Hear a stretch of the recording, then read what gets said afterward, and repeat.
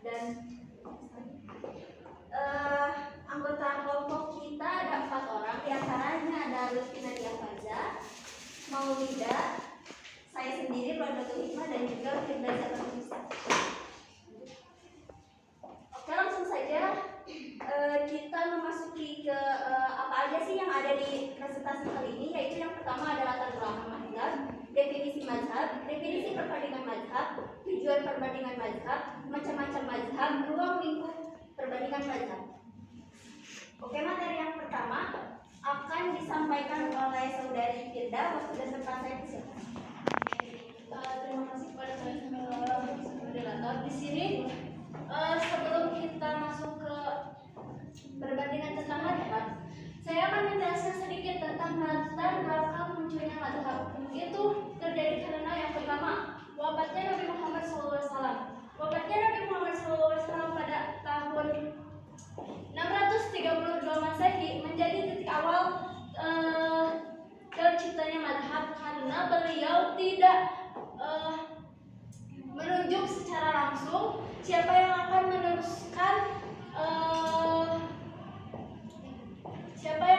meneruskan tentang sunnah wajib yang akan dilaksanakan. Maka itu menjadi suatu pertanyaan dan permasalahan baru bagi masyarakat Islam atau umat Islam.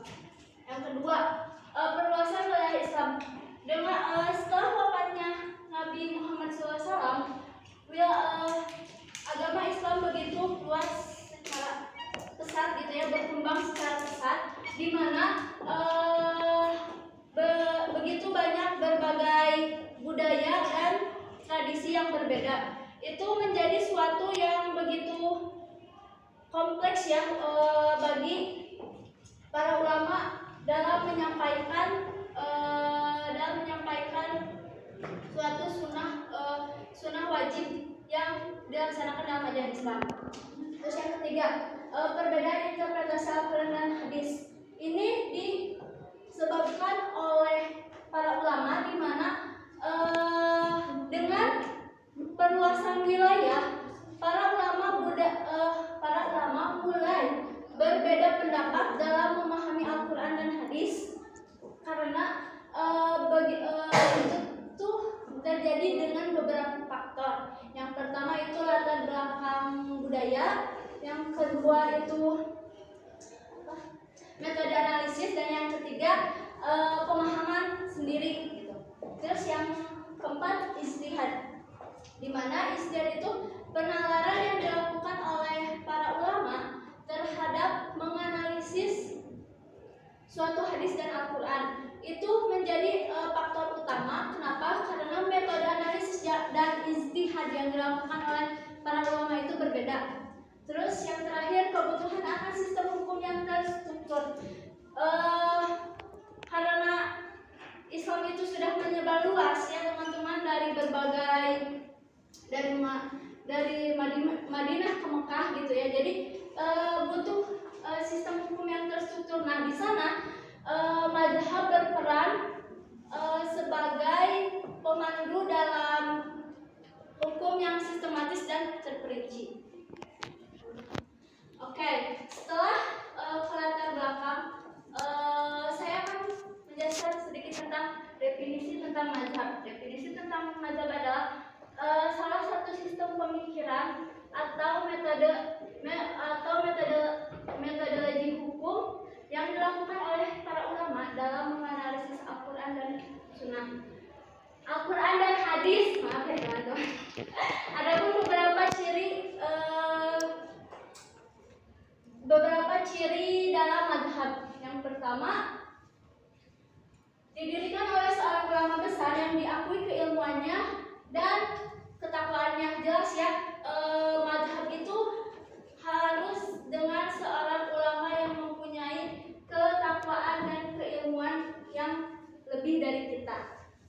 Yang kedua, memiliki metodologi dan sistem pemikiran yang khas dalam menampilkan Al-Quran dan dalam menafsirkan Al-Quran dan hadis. Yang ketiga, mendapat pengikut yang signifikan pada umat Islam di berbagai wilayah. Yang keempat, menghasilkan karya-karya fikih yang komprehensif dan terperinci. Yang kelima, penting untuk diingat bahwa semua mazhab dalam Islam dipersatukan dalam fundamental ajaran Islam yang mengandung pada Al-Quran dan Hadis. Selain ciri-ciri mazhab, ada pun 4 mazhab yang masih diakui sampai sekarang, yaitu ada mazhab Hanafi, di mana mazhab Hanafi lebih kepada menggabungkan antara qiyas dan ihtisan. Kalau mazhab Syafi'i itu lebih fokus kepada amalan-amalan yang dilakukan oleh umat Madinah. Kalau Hambali itu menggabungkan antara qiyas dengan hadis. Kalau mazhab Maliki lebih terperinci ke dalam hadis. Mungkin cukup sekian materi yang dapat saya sampaikan. Saya kembalikan kepada moderator. Baik, terima kasih saudara Rita Nisa. Selanjutnya materi selanjutnya akan disampaikan oleh saudara Lutfi Nadia. Aku dari baik, terima kasih kepada moderator. Jadi setelah mendengar penjelasan dari materi sebelumnya, kita sudah memiliki fondasi awal ya mengenai apa itu mazhab dan beberapa mazhab-mazhab yang bahkan sampai saat ini masih diakui, dan ternyata mazhab tersebut itu bukan sesuatu yang muncul secara tiba-tiba atau dimunculkan secara seenaknya gitu. Jadi ada beberapa ciri-ciri, ada beberapa persyaratan yang harus dipatuhi. Salah satunya adalah mazhab tersebut harus keluar dari ulama besar. Nah, apabila kita lihat dari perbandingan mazhab yang menjadi topik utama hari ini, khususnya untuk dari pengertian itu sendiri, jadi perbandingan mazhab itu diambil dari bahasa Arab yang mana itu adalah muqaranah al-mazhabi, di mana muqaranah ini berasal dari kata kerja yang yaitu korona yuwarinu muqaranatan, yang memiliki arti sebagai mengumpulkan, membandingkan, dan menghimpun kawan-kawan. Jadi dapat disimpulkan atau dapat kita lihat pula, kita sambungkan dengan penjelasan sebelumnya bahwa ternyata mazhab atau perbandingan mazhab ini ternyata merupakan aliran atau pola pikir atau pendapat dari seorang ulama besar mengenai hukum-hukum dalam Islam, yang mana hukum-hukum tersebut pula harus didasarkan atau diperkuat dengan adanya dalil-dalil entah itu dari Al-Quran maupun hadis yang ada gitu kawan-kawan. Nah, seperti apa sih contoh dari perbandingan mazhab itu? Kita skip terlebih dahulu untuk definisi. Ada lagi definisi lain. Ini definisi secara bahasa, dilihat dari bahasa Arab. Ada pula nanti definisi lainnya. Namun sebelum itu kita lihat terlebih dahulu bahwa contoh dari perbandingan mazhab itu seperti ini, yaitu terkait permasalahan membaca Al-Fatihah dalam sholat berjamaah gitu.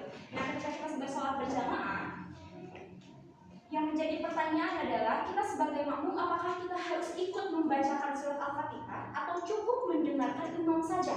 Nah, ada beberapa pendapat. Pendapat ini muncul dari beberapa ulama besar yang sebelumnya dibahas oleh pemateri sebelumnya. Yang pertama mazhab Imam Hanafi. Ternyata menurut mazhab Imam Hanafi itu berpendapat bahwa membaca di belakang imam, baik itu surat Al-Fatihah maupun surat yang lainnya, itu ternyata hukumnya itu makruh yang mendekati haram, katanya. Nah, baik dalam sholat yang bacaannya dikeraskan maupun syirik sholat yang bacaannya dipelankan. Selanjutnya ada pendapat yang berbeda, yaitu pendapat dari mazhab Maliki, di mana mazhab Maliki atau Imam Maliki berpendapat bahwa ternyata membaca di belakang imam bagi makmum itu sunnah hukumnya. Kalau yang tadi makruh mendekati haram, kalau yang ini ternyata ini sunnah. Tapi hanya pada sholat siri atau sholat yang bacaannya dipelankan. Namun kalau sholat yang bacaannya dikeraskan itu makruh hukumnya katanya. Ada pula mazhab dari Imam Syafi'i. Imam Syafi'i berpendapat bahwa membaca Al-Fatihah itu hukumnya adalah wajib bagi setiap makmum di belakang imam, kecuali pada sholat zahar atau sholat yang bacaannya ditinggikan ya. Nah, maka dia mendengarkan bacaan sholat imam itu lebih wajib. Jadi ada beberapa kemiripan, ada juga beberapa perbedaan. Yang selanjutnya ada mazhab dari Imam Hambali. Hukumnya sama seperti pada mazhab